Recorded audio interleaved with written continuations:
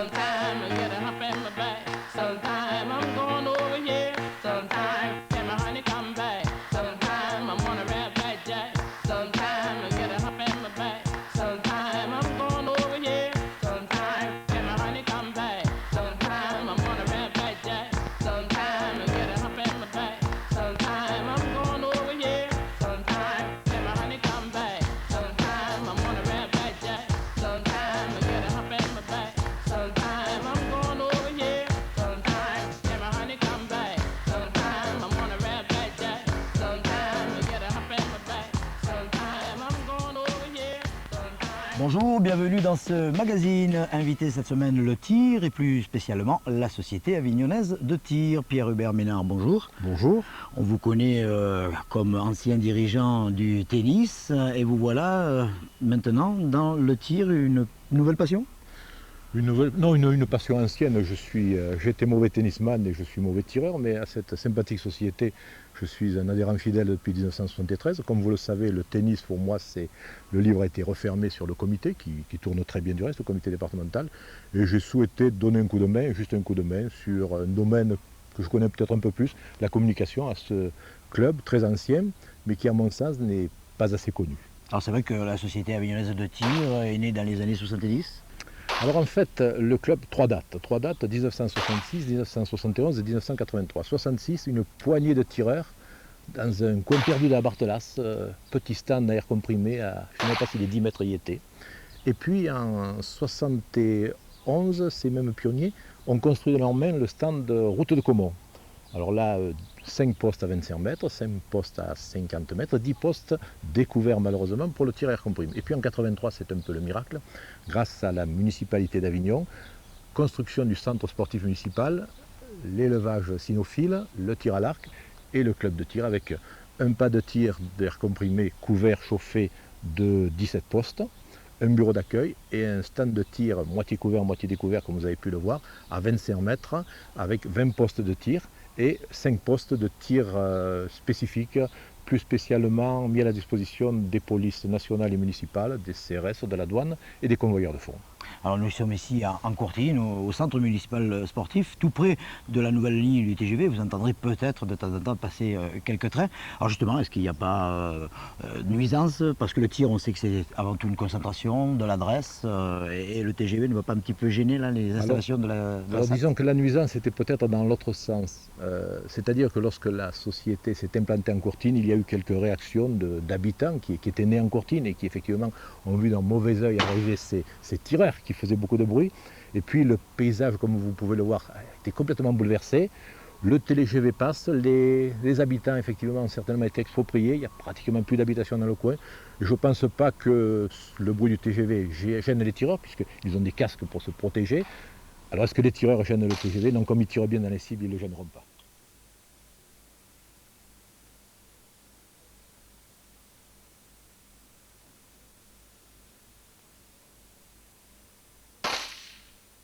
Alors Nicolas, comment tu as débuté le tir?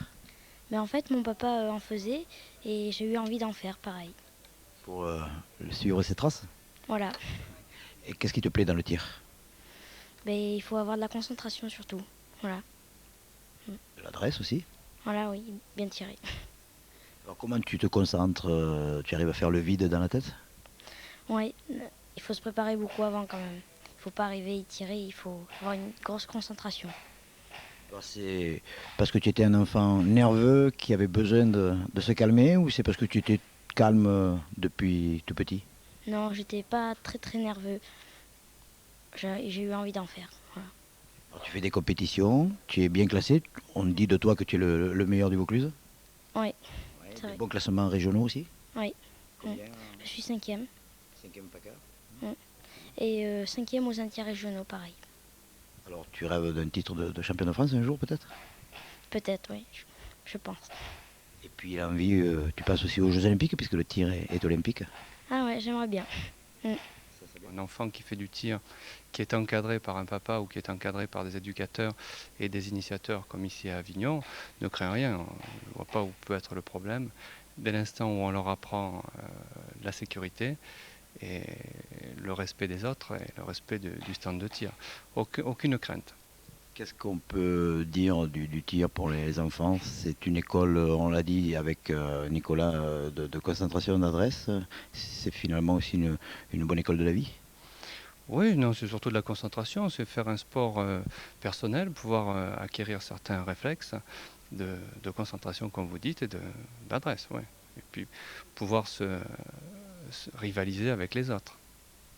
Nicolas marche sur les traces de son papa et je pense qu'il a sans doute dépassé, non? Oui, il est bien plus fort que son papa. Nicolas, ça fait que 7 mois qu'il fait du tir. En fait, il ne faut pas en faire un champion pour l'instant avant l'heure, hein. Il a fait les champions départementaux, il a fini premier. Mais bon, il a quand même que 7 mois de tir. Il y a d'autres enfants qui sont bien meilleurs que lui dans la région et au niveau de la France. Maintenant, il ira défendre les couleurs de la Société avignonnaise de tir au Bourdin à la fin du mois prochain. Nicolas et son papa sont bien partis donc pour faire une belle carrière et on rêve, c'est vrai, avec Nicolas, pourquoi pas, d'un titre de champion olympique. Alain Vassali, bonjour. Bonjour. Vous êtes l'un des membres du comité directeur de cette société avignonnaise de tir, en l'absence du président. Oui. Parlez-nous un petit peu de ce stand ici avec Pierre-Hubert Ménard. Nous avons vu un peu l'historique de l'association, de la société. Parlez-nous un petit peu de ce stand. On a dit tout nouveau, qui a été complètement remis à neuf. Bien sûr, nous avons eu un incendie criminel il y a environ 7 mois. Et bien sûr, Il a fallu tout refaire. il a fallu tout refaire. Les services municipaux nous ont aidés. Alors qu'est-ce qui caractérise un stand de tir? Il faut évidemment des normes de sécurité. Voilà, il y a énormément de normes de sécurité du moment que circulent dans un stand de tir, bien sûr, des armes à feu. C'est pour ça d'ailleurs que je suis là, pour faire respecter un peu cette réglementation. Est-ce qu'elle est vraiment sévère, cette réglementation? On l'imagine. La réglementation est de plus en plus, disons, restrictive pour les gens qui sont en conformité avec la loi. C'est la sécurité, il faut bien penser qu'elle doit être là, ne serait-ce que pour les pratiquants. Il faut toujours avoir l'arme orientée vers la butte de tir. Et ce qu'il faut savoir, c'est qu'aucune balle ne peut sortir du stand. Vous avez des pare-balles, je ne sais pas, vous avez filmé à l'intérieur, là, donc vous avez dû voir les pare-balles importants. La butte de tir d'une hauteur aussi qui est quand même relativement importante. Et dans quelle que soit la position de tir, la balle ne sort pas. Donc les riverains qui sont autour d'un stand de tir n'ont pas de souci à se faire. En ce qui concerne l'acoustique, vous avez dû constater aussi qu'il est très on a énormément si vous prenez le toit, par exemple, vous avez 4 parties. La partie extérieure qui correspond à la mise hors d'eau, dessous les tôles d'acier, puis vous avez des isolants, de façon à avoir, disons, une acoustique parfaite et en dehors, les maisons environnantes n'entendent pratiquement rien. Alors je suppose que quand on aura des installations un peu plus adéquates, on a envie d'organiser des tas de manifestations. Il y a déjà prévu dans quelques jours, début juin, un tournoi et ensuite on pense peut-être à retrouver des championnats de France comme Avignon avait accueilli à Châteaublanc il y a quelques années. Il y a quelques années. Nous espérons que cela se produira. Disons le 9 juin, nous ferons l'inauguration du club. Et tout en faisant l'inauguration du club, nous ferons le challenge de l'amitié qui se fait annuellement.